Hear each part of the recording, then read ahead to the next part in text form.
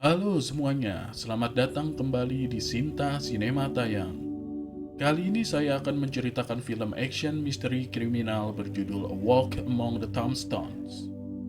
Awas spoiler, duduk dengan tenang, santai, dan selamat menikmati. New York City 1991. Detektif Mark Scudder berada di dalam mobil bersama rekannya, lalu ia masuk ke dalam bar tanpa rekannya.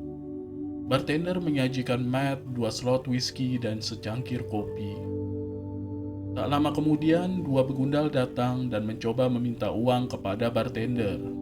Ketika bartender menolak, mereka menembak bartender tersebut tepat di bagian dadanya. Matt terkejut dan mencoba mengambil senjatanya, namun terjatuh. Para begundal melepaskan tembakan ke arah Matt, namun hanya mengenai bagian pembatas bangku atas. Matt berlari mengejarnya ke jalan dan berhasil menembak salah satu begundal. Kemudian Matt menembak ke arah mobil mereka dan berhasil mengenai salah satunya lagi, hingga mobil terhenti tertabrak mobil yang sedang melintas. Satu begundal mencoba kabur dari mobil. Matt mengejarnya dan menembak ke bagian pahanya. Saat si begundal menuruni tangga sebuah gang, Matt menyelesaikannya dengan satu tembakan.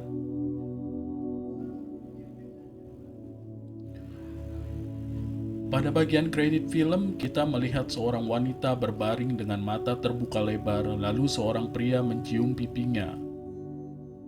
Kemudian kita melihat pria lain di sebuah wanita tersebut. Dengan mulut yang dilakban, wanita itu mengeluarkan air mata tampak dalam kesedihan.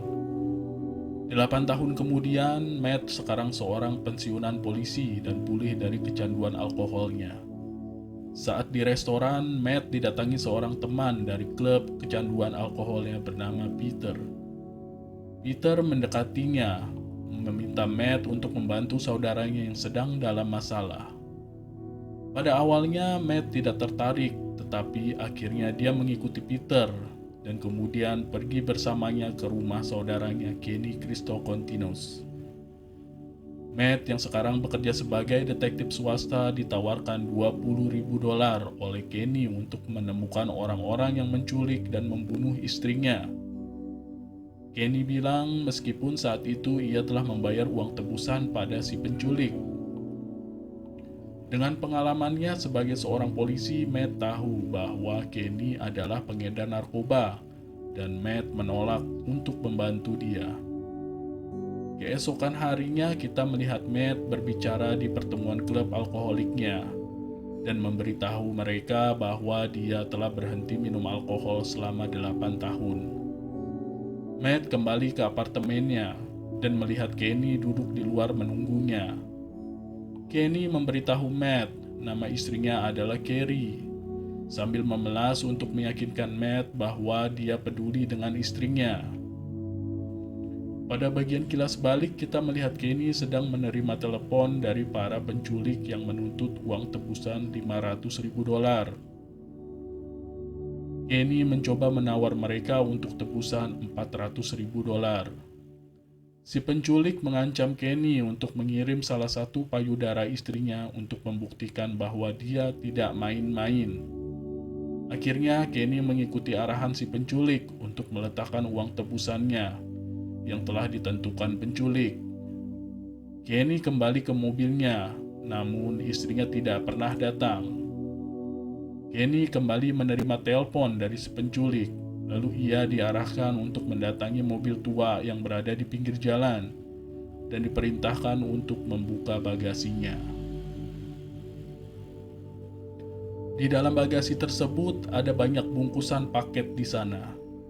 Kenny mengambil salah satunya dan memotong paket tersebut. Saat dipotong, darah keluar bercucuran dari dalam paket.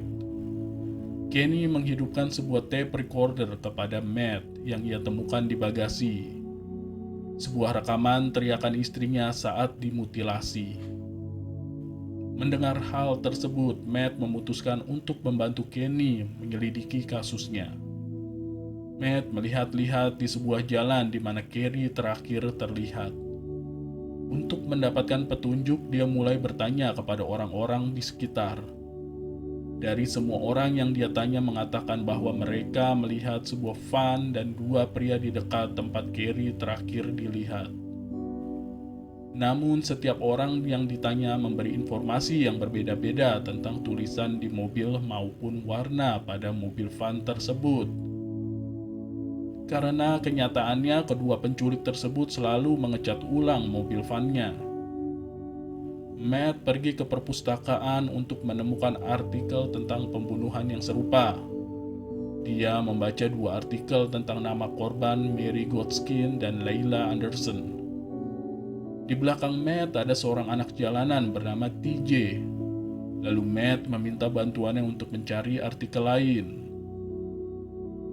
TJ menemukan artikel lain tentang kasus mutilasi yang terkait, yang menginformasikan ditemukan kaki di tempat sampah oleh toko bunga.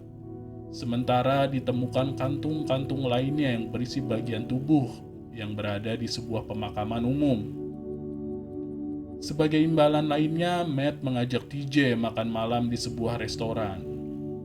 Esoknya Matt pergi ke pemakaman umum untuk berbicara dengan penjaga halaman Jonas Logan. Dia bertanya tentang mayat Layla Anderson yang ditemukan di kolam di area pemakaman tempat Jonas bekerja. Jonas tampak enggan untuk membahasnya, tetapi Matt mencoba membantu untuk mengingatnya kembali. Namun akhirnya Jonas kemudian menceritakan bahwa hari itu dia sedang mencari burung merpatinya yang telah keluar dari kandangnya dan dia tidak sengaja melihat kantong-kantong plastik mengambang di kolam. Dia curiga dengan kantong-kantong tersebut dan membuangnya. Dia tampak kesal ketika Matt terus bertanya lalu meninggalkan Matt begitu saja.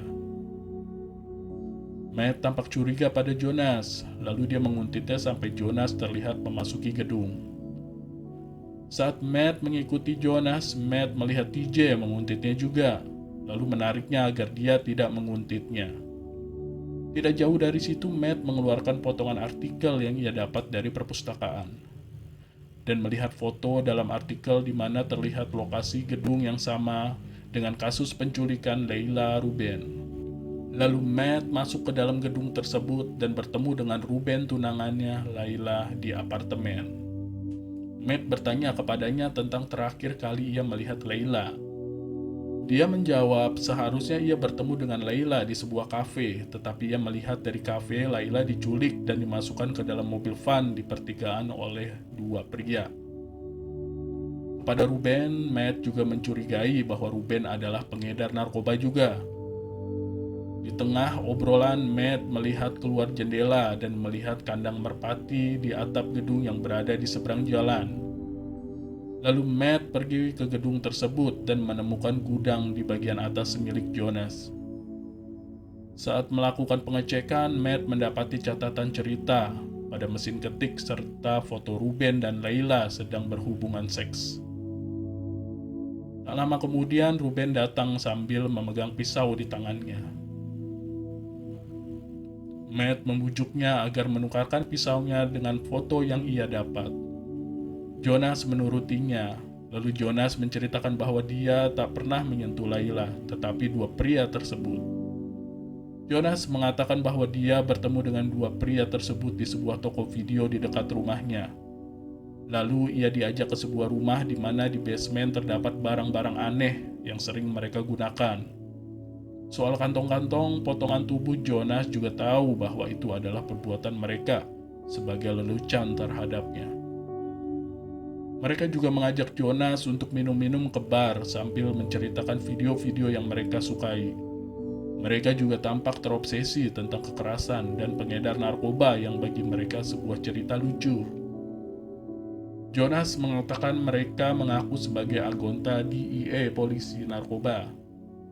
Walau Jonas tidak terlalu yakin dengan pengakuan mereka, tapi Jonas melihat mereka memiliki radio polisi dan beberapa berkas file para kriminal dengan stempel DEA. Lalu mereka membicarakan tentang Layla. Mereka tidak menyukai Layla karena Layla dan Ruben adalah pengedar narkoba. Mereka juga membahas untuk menculik Layla untuk menyelamatkan dan menyadari Layla. Lalu mereka mulai menjalankan aksinya dengan memantau Ruben dan Laila di atas gedung di mana lokasi kandang burung Ruben berada. Saat melakukan penculikan, mereka mengajak Jonas berperan sebagai sopir. Di dalam mobil, mereka mengeluarkan pisau dan merobek baju Laila dalam keadaan terikat dan tertutup lakban pada mulutnya. Mereka menanyakan Laila payudara mana yang ia suka untuk dipotong lebih dulu.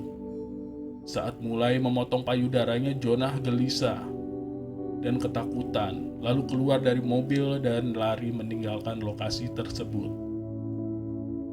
Selesai bercerita, Matt menanyakan Jonas di mana dia bisa menemukan dua bajingan itu. Lalu Jonas mendekati kandang burungnya untuk memberi makan sambil menjawab pertanyaan Matt bahwa pelakunya adalah Ray dan Albert. Jonas tiba-tiba melompat ke bawah dari patap gedung dan tewas seketika. Sekarang kita bertemu dengan si penculik Ray dan Albert di rumahnya. Mereka sedang sarapan sambil membaca koran tentang berita pengedar narkoba lainnya bernama Yuri Landau. Hari berikutnya, mereka mendatangi rumah Yuri Landau. Mereka melihat Putri Landau yang berusia 14 tahun. Berjalan membawa anjing melewatinya sambil memberi dadahan kepada mereka. Matt mendatangi ke sebuah toko menanyakan tentang kasus Mary Godskin kepada pemilik toko. Tak lama kemudian, Matt mendatangi apartemen kumuh yang telah diarahkan oleh si pemilik toko. Saat berjalan di sebuah lorong apartemen, tiba-tiba Matt dipukul oleh seorang pemuda yang diketahui adalah anak si pemilik toko. Si pemilik toko merasa marah terhadap Matt bahwa kematian Mary tidak ada kaitannya dengan mereka. Namun mereka mengatakan bahwa Mary adalah seorang polisi, dan mereka juga bilang bahwa mereka sering bekerja sama dengan menangani narkoba. Malam Matt bertemu dengan TJ di jalan. TJ menunjukkan sebuah pistol di dalam tasnya. Matt mengatakan, apakah kamu bisa menggunakannya? Lalu Matt mengatakan kepada TJ, sebaiknya ia menembak kepalanya sendiri, karena jika tidak, justru orang lain yang akan melakukannya. Jika TJ membawa senjata itu. Hari berikutnya Matt diuntit oleh seseorang yang keluar dari dalam mobil van yang bertuliskan perusahaan pipa air, persis seperti yang digambarkan dari para penculik. Matt menyelinap ke dalam apartemen, dia membungkus kepalan tangannya dengan syal. Sambil menunggu di belakang pintu, Matt mengetuk jendelanya agar si penguntit mendekatinya. Saat si penguntit mengintip dari kaca jendela, Matt langsung meninjunya tepat ke bagian wajah. Matt baru mengetahui setelah rekan si penguntit datang bahwa mereka adalah agen polisi yang sedang menyelidiki kasus yang sama. Matt mendatangi apartemen Peter di mana Peter sedang memakai narkoba. Matt melihat sekeliling apartemen Peter banyak gambar lukisan telanjang Carrie yang tertempel di sekitar dinding apartemennya. Peter ternyata terobsesi dan jatuh cinta kepada Carrie. Dan Matt memberitahunya untuk memberitahu Kenny bahwa dia akan mengembalikan uangnya karena dia tidak ingin terlibat. Di malam hari yang hujan, TJ dijumpai oleh dua berandalan. Mereka meminta senjata yang TJ simpan. TJ mengatakan bahwa ia telah membuang senjata tersebut ke sungai. Lalu mereka memukuli TJ. TJ dijumpai Matt sudah berada di rumah sakit. Dokter mengatakan TJ menderita anemia sel sabit. Kondisinya buruk jika terkena hujan. Saat TJ bangun, ia bertanya kepada Matt kenapa ia berhenti menjadi polisi. Matt menjelaskan saat terjadi baku tembak dengan penjahat terjadi insiden. Salah satu pelurunya menyasar mengenai mata gadis berusia 7 tahun hingga tewas.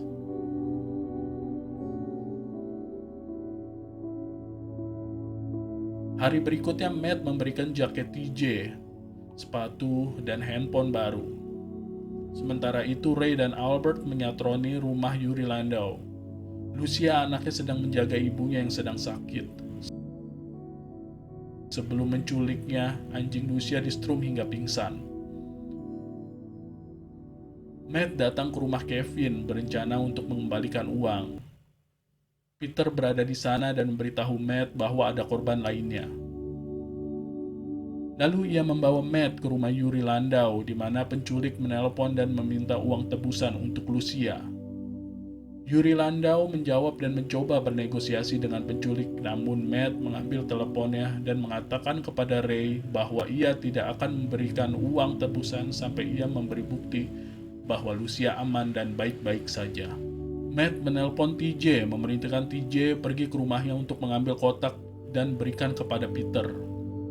TJ tidak percaya dengan Peter membawa kotak tersebut sendiri. TJ akhirnya ikut dengan Peter membawa kotak tersebut. Matt, Kenny, Peter, Yuri, dan TJ pergi ke pemakaman umum untuk bertemu dengan para penculik. Peter bersembunyi di balik batu nisan dengan senapannya. Mereka melakukan penukaran dengan penculik.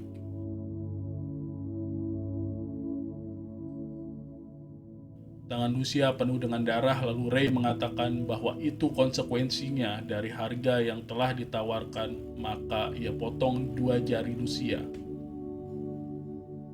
Lucia berlari ke arah ayahnya dan Albert mengambil uangnya. Ia menyadari ada yang tidak beres dengan uangnya. Lalu ia segera memberitahu Ray untuk membunuh mereka. Matt dengan sigap lalu langsung menembak Ray 2 kali ke arah dadanya. Namun Ray masih selamat karena ia mengenakan rompi anti peluru.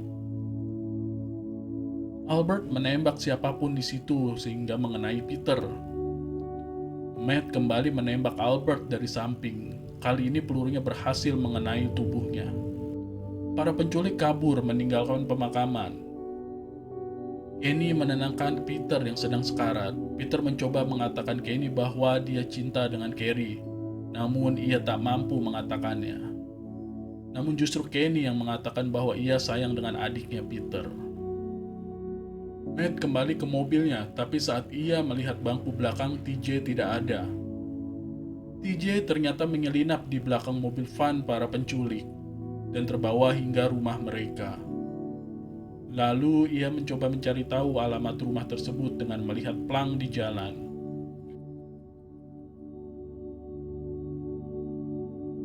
Ray dan Albert berusaha menangani luka pelurunya. Mereka ke basement rumah tersebut. Tak mau terbebani, Albert yang keji justru membunuh Ray dengan menjerat lehernya dengan kawat.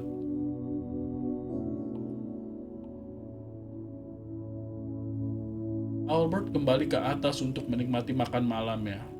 Tak lama kemudian, Matt dan Kenny datang. Matt mengikat Albert ke pipa dapur dan meninggalkannya dengan Kenny. Matt memanggil taksi untuk TJ pulang ke rumahnya. Kenny yang sedang berdua dengan Albert di dalam rumah memukul kepala Albert dengan botol dan pergi ke basement. Kenny mendapati Ray yang telah tewas. Sementara itu Albert sedang berusaha melepaskan ikatannya. Matt memutuskan kembali ke dalam rumah untuk melihat Kenny. Ia melihat banyak ceceran darah dan menemukan Kenny telah tewas di bawah tangga basement. Saat Matt turun, ia terpleset oleh darah hingga terjatuh. Albert mencoba membunuh Matt dengan jeratan kawat leher, namun Matt mampu menahan jeratan dengan pistolnya dan melawan balik. Saat mereka bergumul, pistol Matt terjatuh. Matt merangkak ke arah mayat Ray untuk mengambil senjata listriknya dari saku Ray.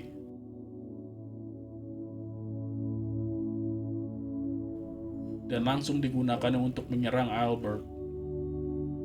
Albert langsung terjatuh dan Matt kembali menyetrumnya ke bagian leher.